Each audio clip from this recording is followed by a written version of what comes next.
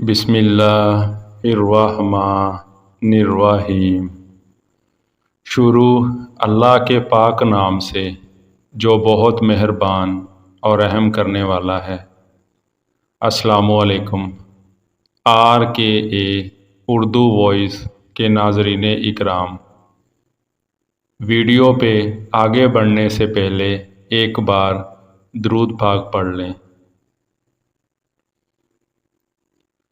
اس video میں فرشتوں کی موت کا ذکر اور اللہ تعالیٰ کی بڑائی بیان کی جائے گی۔ لیجئے ملاحظہ فرمائیں۔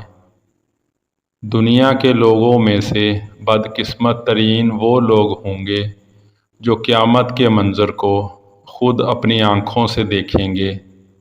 اس روز یعنی قیامت کے دن سے پہلے ایک دم ایک خوفناک آواز آئے گی جس کے خوف سے سب لوگ سب کچھ بھول جائیں گے۔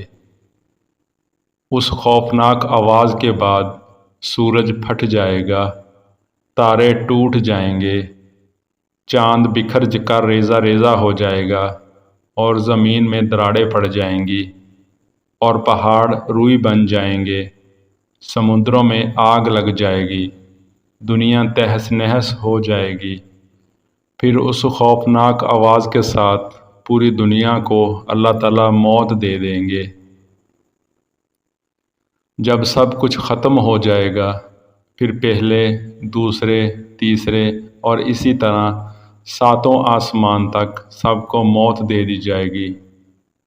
سب فرشتوں کو گرا دیا جائے گا اور انہیں زیر زبر کر دیا جائے گا۔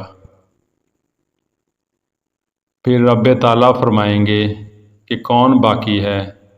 آواز سن کر ملک الموت حضرت عزرائیل علیہ السلام کہیں گے کہ یا اللہ، مجھ سمیت تیرے 4 فرشتے ہیں، یعنی جبرائیل علیہ السلام، میکائیل علیہ السلام اور اسرافیل علیہ السلام ہیں۔ اللہ تعالیٰ فرمائیں گے کہ جبرائیل اور میکائیل مر جائیں۔ اس پر اللہ کا عرش کہے گا یا اللہ، جبرائیل اور میکائیل کو اتنا ہی کہے گا تو اللہ تعالیٰ اس وقت فرمائیں گے کہ خاموش، میرے عرش کے نیچے موت ہی موت ہے۔ تو اس وجہ سے عرش وہ چپ ہو جائے گا۔ پھر دوبارہ اللہ تعالیٰ فرمائیں گے کہ کون باقی ہے؟ جواب آئے گا کہ عرش کے فرشتے یعنی اسرافیل اور عزرائیل علیہ السلام ہیں۔ پھر اللہ تعالیٰ فرمائیں گے کہ اسرافیل مر جائے۔